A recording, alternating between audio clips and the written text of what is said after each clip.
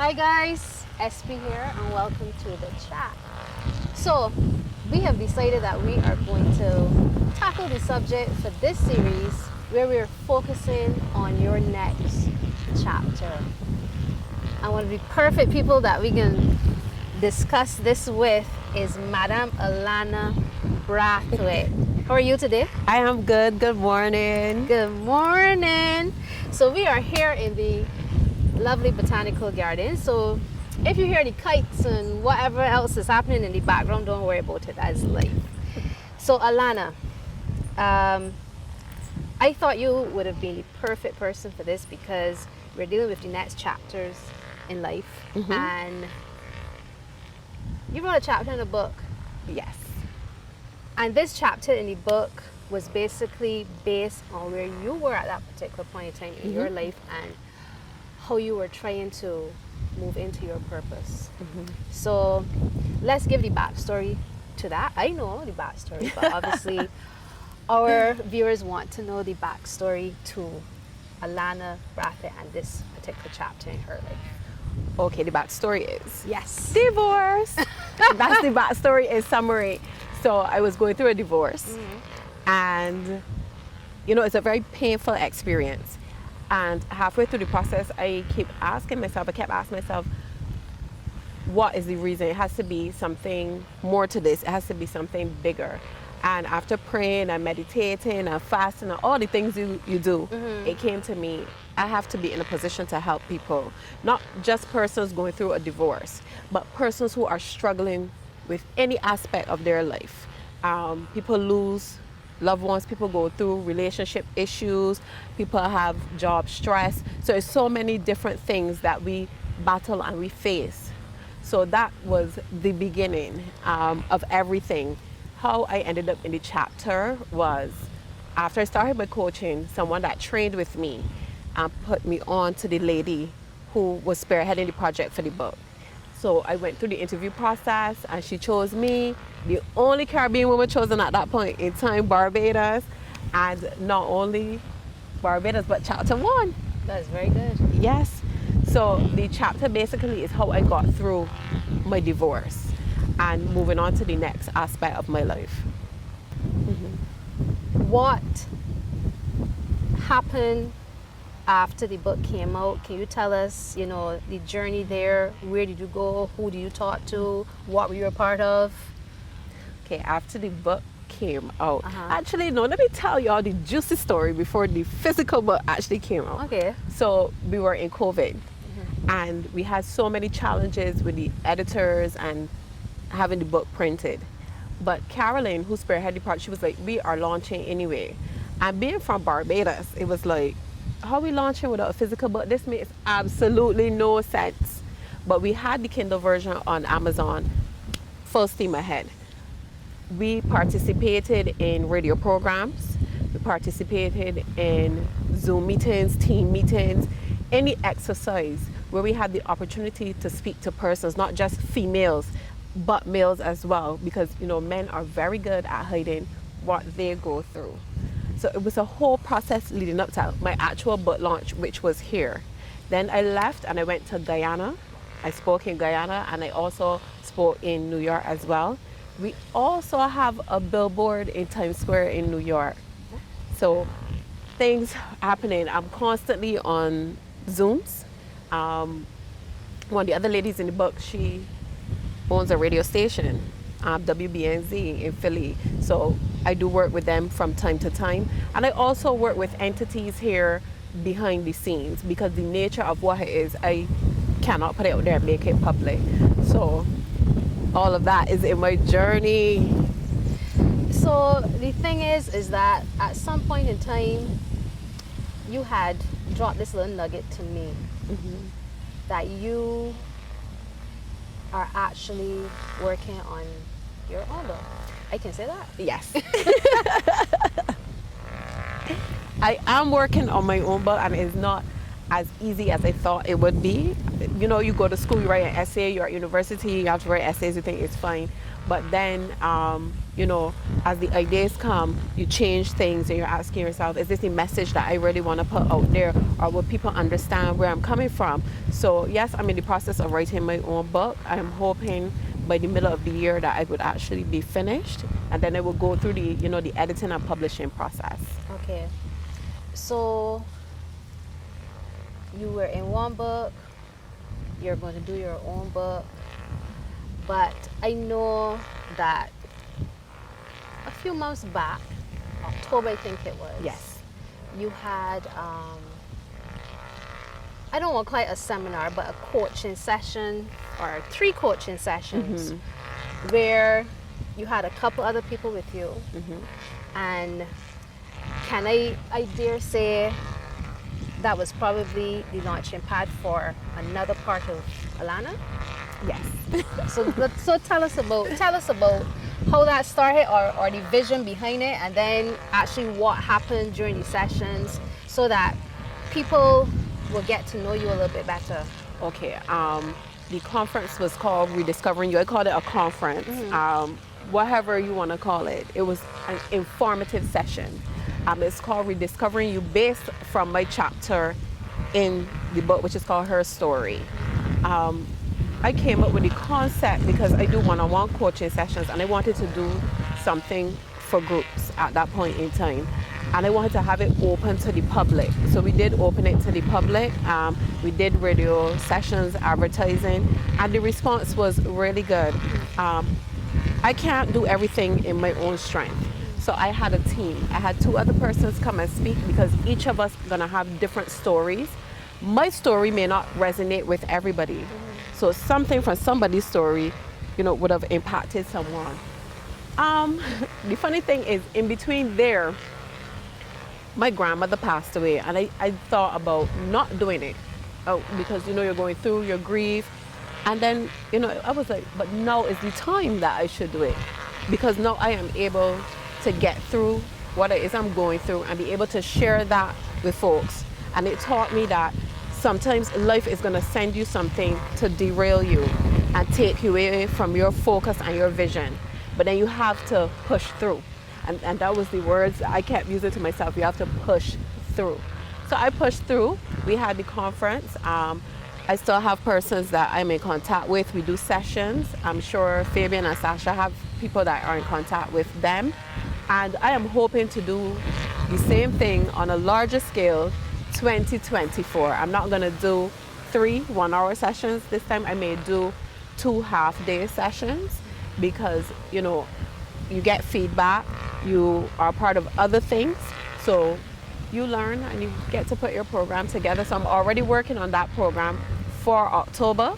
And the reason why October is important to me, October 2021, I got promoted in my job. October 2022 is when I went on the book tour after my book launch. October 2023 is when I did the conference. So October is like a rebirth month for me. So my birthday is in February, but my first birthday is in February, and my second one is in October. So yes, October it will be. But the thing is, I remember having a conversation. We've had so many different conversations, but we're in January 2024. January 2024 is a time when people, or I should say January any year, that's normally the month when people make resolutions. But you and I had a conversation about that. Know that you're talking about the October. And I think the following day I had a conversation with someone else who basically echoed what you said. You want to say what you said to me? I basically said to you, you could make plans anytime. You could change anytime. Everybody comes with new year, new me. And this is the time where everybody does goal setting parties, vision board parties. And I said, you know, I am not on that bandwagon, because you could set a goal at any point in time. And what I have found is that people come with the new year, new me, and it lasts for 1 month. A minute. Backslide. Then, you know, we go to the vision board parties, and, you know, February hits and you're not where you want to be. You throw in the towel. And I'm saying, you could set a goal at any point in time. A year can start for you at any point in time. You could refocus yourself at any point in time. This year is 366 days. You have 366 days. It doesn't mean that because you didn't achieve a goal in February that you can't achieve it in July, August. So you could reset yourself at any point in time. And that's why for me, where my coaching practice is concerned, even my IG page, I put out nothing in January. Not even a Happy New Year. Because your Happy New Year can start at any specific point in time in your life. But you know that is, I think that is so important, because I often say, and I don't want to be the person who I guess is the original rebel, but I firmly believe that how we live life is not necessarily how you're supposed to live life. Because, you know, we have these set rules that are laid down by whom? People. At the end of the day, it's up to you to do you. And I often say, once you're not breaking the law, once you're not hurting anybody, and you're just being true to yourself, you know. And I think it's important. And I guess now we're in the generation with the the Gen Zs and the all these different generations. Yes. You know, where people are, I guess, more true to who they are. And The I think millennials the are good at it. Yes, I think it's important that we write our scripts. And you talked a bit at the beginning about divorce, and for some people that's a taboo conversation, because people believe it shows that you're a failure.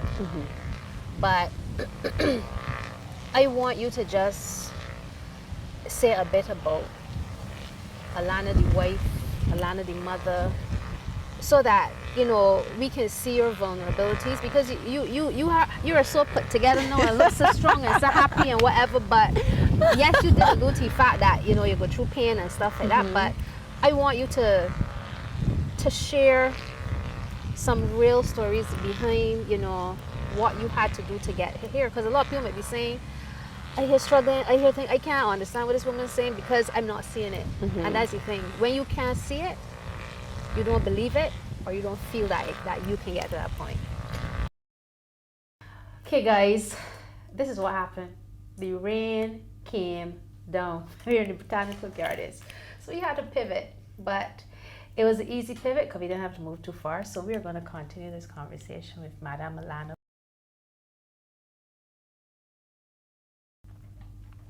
So Alana, before we got the showers of blessings, I had started to ask you about the Alana before the book and, you know, the put together Alana. I want to know about Alana the mother and Alana the wife and Alana, because there are people out there who might be saying, well, she's just got it all together. I'm, you know, going through all this stuff. I don't know what to do. I don't know where I'm going to go. But I think a lot of people like to know that there's a light at the end of the tunnel. So I think you need to give people the hard backstory, so to speak. Well, let's all define put together. Because anybody who knows me, I'm always about put together. Well, like we don't this. mean so. Good. We mean it. So let's define we mean it. Put together. I won't say that I'm always put together in here either. This is life. Things happen and things are thrown at you. But just so you know a little bit about me, my life was setting me up for this a long time ago.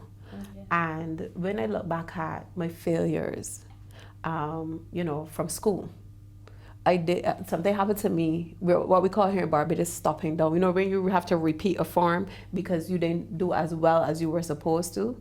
So from then, I failed in business, in jobs. I was miserable and not being productive. I think I even failed in some aspects of being a parent.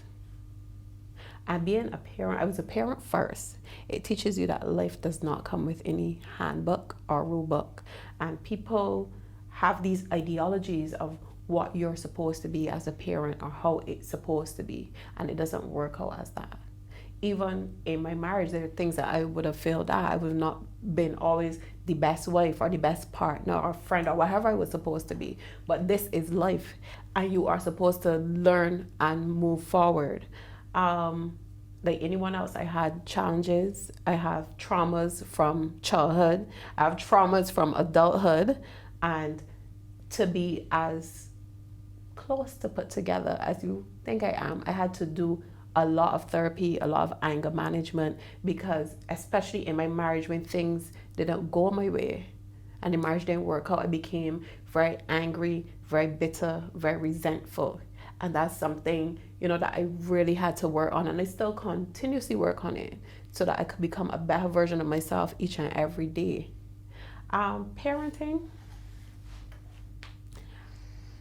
I'm still learning, and my daughter is now 18. And then you look back and you're like, I could have done this different, or did I do this right, or did I pick the correct school, or same thing with marriage, even friendships, even relationships with your parents, your colleagues.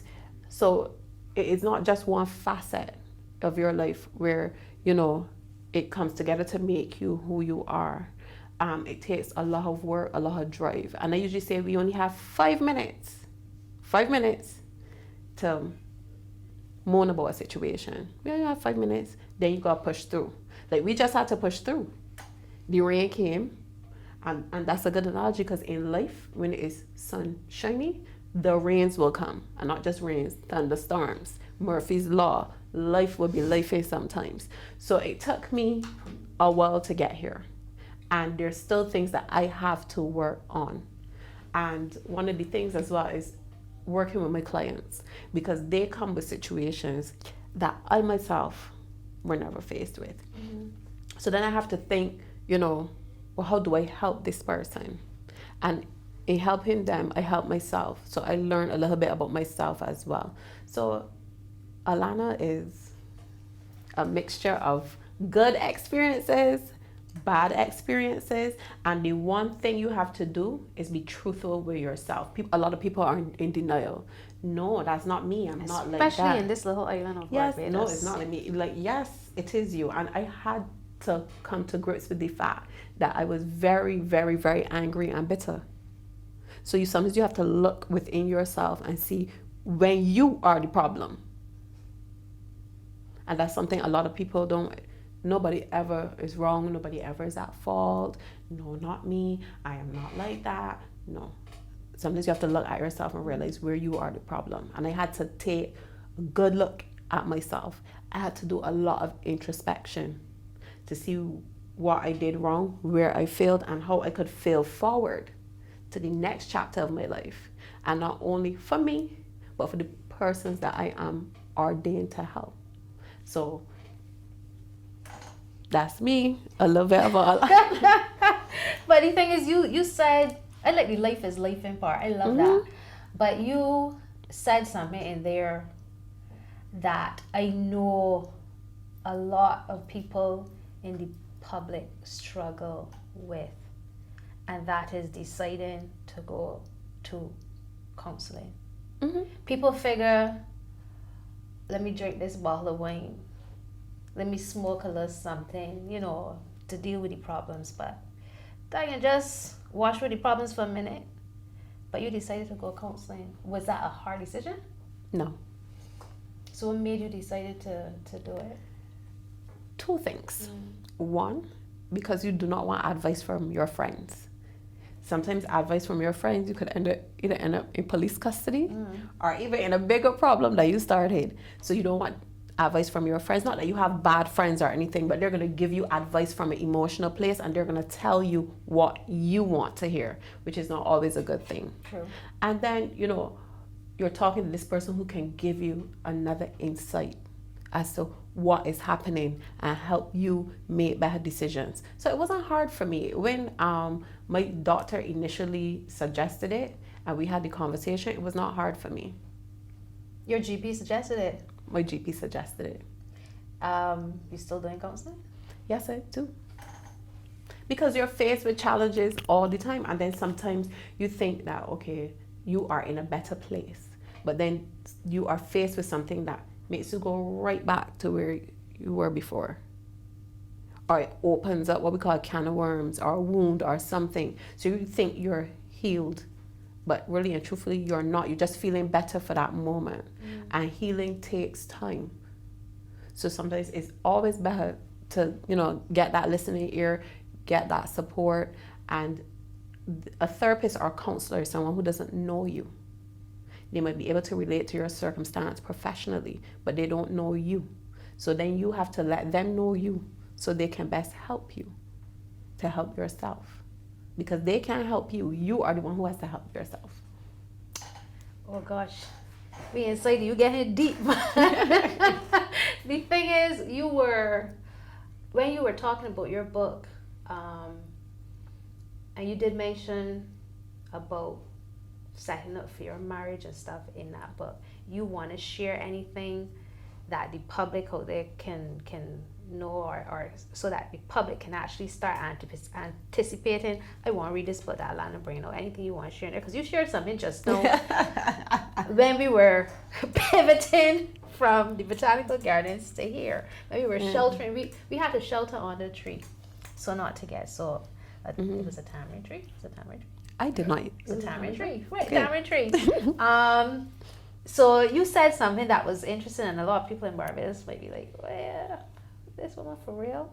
But I don't know if you want to share it, because you said it's going to be in your book. It's talking about your rings. Oh, okay. So when we got married, we did not have rings because it was a challenge. My finger is a size 4, and I was not purchasing anything that I did not like, and everything that I liked could not be sized. And then my now ex-husband, he didn't see anything he had like at all. So we asked the pastor, do we have to have rings? And he was like, no. Way back when they didn't have rings, they had other symbols. And we were like, good. So when we got married, we did not exchange rings. And people thought that was so outside of the Crazy. box. Like, people said to me, girl, he would have had to give me a ring. And I'm like... But my question is, or not question, my statement is, a ring only signifies that somebody has given you a ring. A ring is not a marriage. That's how we look at it. That's how we look at it. Exactly. Rings sell every single day. Yep. And there are people, and I know I'm going to offend some people with this, there are people who have some very beautiful rings and some ugly marriages. And there's some ugly individuals as well. So you have to determine in life what rule book you are playing by. And that's basically where I'm coming from with my next book. You have to determine what your rules are. Are you gonna lean to the side of society's rules? So we hear women say, I have to have a baby by this age, and I have to get a house by this age, and I have to have a career, and we put all these timelines on ourselves. And then we all unhappy when we don't reach it. And then you know what a lot of people end up doing? Settling. Yep. Especially when it comes to relationships. People end up settling because they put a stipulated timeline on themselves based on the matchbox society puts us in. Not why I say a matchbox, my smallest boxes. And the box that I think need to blow up, me personally. Because I just figure you should live your life how you want to live your life. All I say is, you don't break the law. And once you do you, do you. And so the thing is, would you get married again?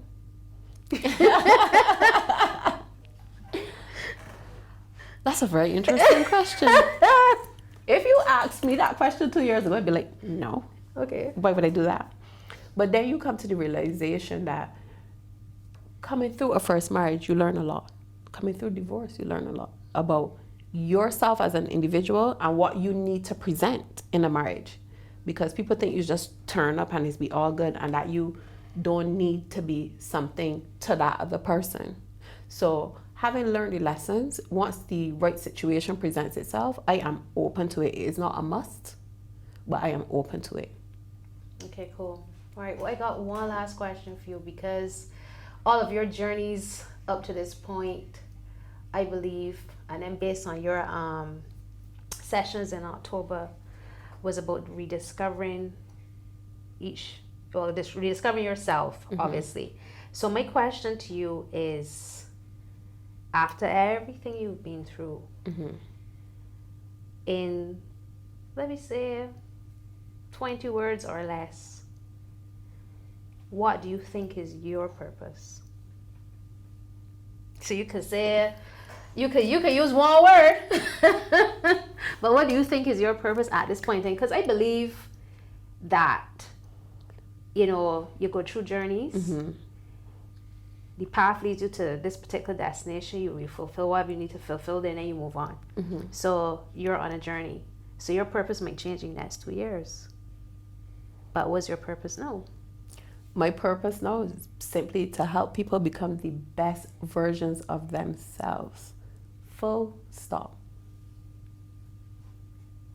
Very good. Was that too short? Was that too short? No. I can't elaborate on that. No. I mean, I wanted, you know, you to come right to the point, because I know based on the conversations we've had that you are focused so much on giving to others. And remember I said at the beginning that this particular series that we are on now will focus more on the next chapter in life. How do you figure out what is your next chapter in life? And you have said so many things that basically hit the nail right on the head. Because, you know, you said about being real to yourself. And sometimes it's hard for people to look in the mirror and say to themselves, I am X, I am Y, I am Z. People don't like to be real. And I think that is the key. Honesty with yourself is the key to getting to the next part of your journey. You know, people put up airs and illusions and about marriages, about this, about next, the third, but you got to be true. You got to be true. Let me put in something here that we did not even discuss. What's right? that? The one thing that this journey has taught me as well is people do not let you move on from your past. People try to hold you in that space. So even in this journey now, people that know me in this season, one of the things I'm faced with is your husband left you. Nobody knows what really happened. You know, I never put it out there, but it's like people have to bring something negative. So when I'm crossing paths now with people who would have probably stolen something 20 years ago, or some person who went to prison, or some person who was caught up in a scandal, or something that happened to you before, I find we don't let people move on from their past. And then if it is a case you are associated with that person, you give up on them. You don't rally with them, going through whatever it is that they go through. And that's one of the reasons people are so miserable and unhappy, because you have to put up this facade that we live such this perfect life and that none of us sin. So nobody don't do adultery, nobody don't tell lies, nobody don't steal. Everybody thinks that they are so holy and solely and perfect and always looking down on the other person. So then when I have people come to me, now I do coaching, I don't do counseling, but I have counselors I can recommend you to. So when persons come to me and I realize that they are procrastinating because they're so fearful of what somebody's gonna say because they did something 15 years ago, and oh, this person is not gonna support me because I made this mistake. I'm like, wow. Because I myself, I'm not perfect. So people be like, oh, she used to party. Listen, I'm gonna share this with you. Up to recently, I was on Beijing Tube at a party. So people are like, how you coaching people and you partying? I'm like, my clients love me because I live my real life. I live my life. And even that, people think, you know, you're doing coaching, you're doing motivational stuff, so you're supposed to be this real highfalutin, bougie person. No, I bring it real. And my clients could tell you I bring it real. You was at the conference, you heard the stories. You know, I switch up, I go into my Beijing Palance when I'm ready. So at the end of the day, you have to be truthful with yourself and not worry about what society is going to say. You have to walk in your purpose. You have to look at you, decide what needs to be fixed. Fix it, full steam ahead forward. I see that you just pivot there right past 20 words. But you know, you want to know something? Your book, I think, is important that people can get hold of her story, that they can start there. So where can they get her story? We have two options.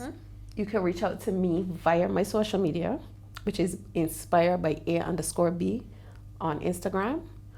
Or you can purchase the book on Amazon. You could always contact me for an autograph.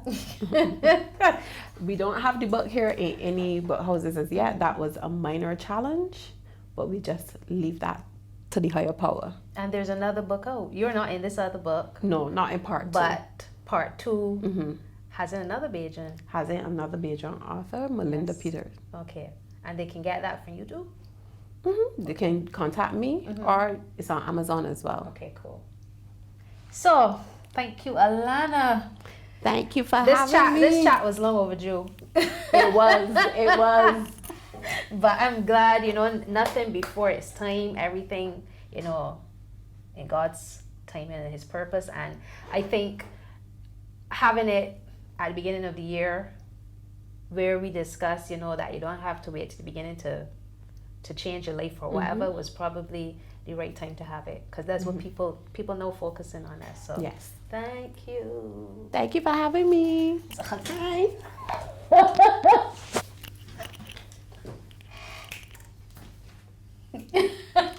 You got me tired.